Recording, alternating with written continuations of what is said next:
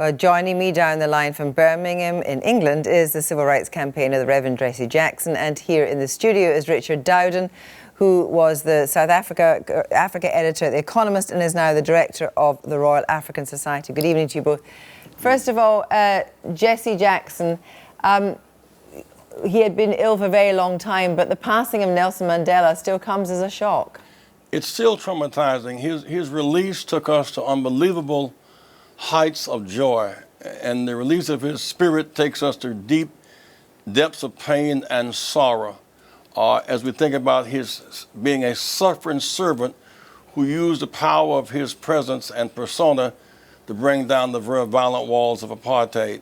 At the most critical moment, he chose reconciliation over retribution. And that may be the pivotal point, because he could have, with one wave of his finger, sent South Africa into a bitter, bloody, divisive fight. He chose to get ahead rather than to get even. Do you remember, as a young man, was he a kind of inspiring figure to you? He was that, because in the lineage, Dr. King and Nelson Mandela went to jail in 1963. Dr. King referenced the South Africa battle in his Nobel Peace Prize acceptance speech. He was well aware of it and just how difficult that battle would be. But then we kept on pulling, and then people like Randall Robinson and Dr. Mary Berry and Eleanor Norton and Walter Fauntroy helped lead the drive. We were arrested every day for a year in front of the South African embassy, which heightened American and Western consciousness to a new level. And finally, the U.S. government chose to engage in sanctions against South Africa. We could not get Britain under Mrs. Thatcher to take that position, but in the end, it was clear that the side of history that Mandela was on was tilting toward justice, and he would be released, and he would prevail. And when he got out of jail, he had the good judgment to choose to build a new process politically rather than engage in an old process militarily that would be so divisive and so bloody. I want to come back and ask you about your own experiences of meeting him, but first of all, Richard Dowden, going back, because you followed Nelson Mandela and you followed that struggle, and Walter Sisulu was mentioned earlier, and how much was that group around Nelson Mandela was so important to him? I think with Walter Sisulu and Ahmed and Kathrada as well, this small group who'd all gone in at the same time, thought they would never come out, and they realised, one of the things they realised was they had time. And I think there Mandela really changes when he's in jail with these other people. But although they were still a very strong group, he then went off on his own and began to talk to the government. And that's the extraordinary thing, because that was the thing that would never be, they would never agree to. And he did it without their permission. Your own experience of Nelson Mandela, Jesse Jackson, tell me, when did you meet him? Well, in 1990, I was one of the first to meet him when he came out of prison and to City Hall in Cape Town, South Africa. He was very principled. I remember his coming to New York on his first tour, and he was in an interview with Ted Koppel, and he said, "You're visiting Gaddafi and you're visiting Castro, and these nations are anathema to America." He said, "Well, you're my friends, but you cannot choose my friends. When I was in jail, they helped to get me free." He never stopped reaching out to the third world so-called outcast nations to bring them under the one big tent. And many politicians today still have those same nations as outcasts. He never stopped giving up on trying to create the one big tent world. Now, you heard one of his older daughters there saying that, his whole life was a struggle, and that he didn't have, obviously he was away for so long, much of a family life. But when he came out, there was a kind of rejuvenation in that, wasn't there? And the wonderful marriage you had to Gracia Michelle. Well, that's very difficult, Susan. I mean, 27 years of that kind of family separation weighed heavily.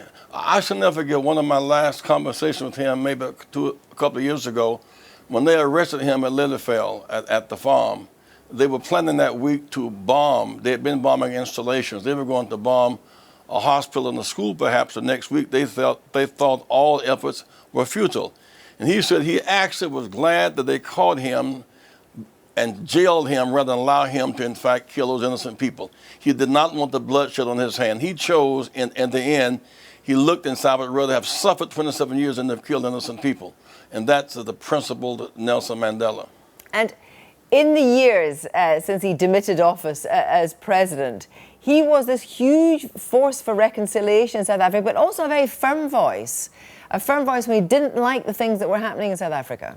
And he made it very clear, not just for South Africa, but for all of Africa, about democratizing those governments. He decried one-man despotic lifetime leadership, for example. He could have been the president until tonight. After 2 terms, he left and engaged in a political process. So he was succeeded by Mbeki and by Zuma. And that also is an example of having an orderly, organized effort of transition. I cannot help but think that if that had been a divided country based upon race and bloodshed, it had been a very weak country. But tonight, I mean, the strongest economy in Africa, South Africa, in no small measure because of his vision of reconciliation and using a political process rather than a military one. You also saw Richard Dowden use his lawyerly skills when it came to the elections. Yes, I saw him at a place called Umlazi in KwaZulu-Natal in the lead up to the election. Now, at this moment, Chief Buthelezi was not going to take part in that election, which meant the whole of KwaZulu was not going to vote. And he went right into the heart of it, to this was the heartland. If he was going to get assassinated, that's where it would happen.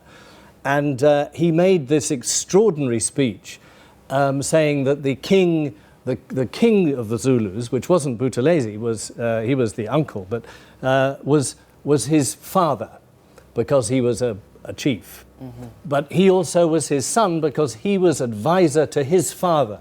So he played this game, and he was basically saying, come in and vote on this election. And I remember this because he came up, it was in a soccer field, and there was a sort of wooden podium. Mm-hmm. And by chance, I got caught at the top of the steps. And Mandela came up, and I was standing there at the top of the steps, and he came up, and I was obviously in the wrong place at the wrong time, and he just put out his hand and he said, "Good afternoon, my name is Nelson Mandela." Like that, about to make the most dangerous speech of that whole election campaign. Jesse Jackson. You also must not forget that the men of the Cape Colored of South Africa, who were part of the broader coalition, did not vote for him in that first election. They feared they could not reconcile, say, with blacks in Soweto.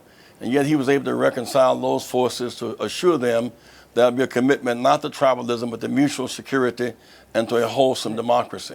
Now, just finally, Jesse Jackson, one imagines that his funeral, and Richard Dowden was saying this to me a little while ago, his funeral will be one of the very big events of this period of the 21st century. Well, the release of his body was the biggest event the world had ever known, and the release of his spirit may very well be the same. This was truly an iconic global force for good, and the world embraces him now, even as it embraced him in life. Thank you both very much indeed. Thank you.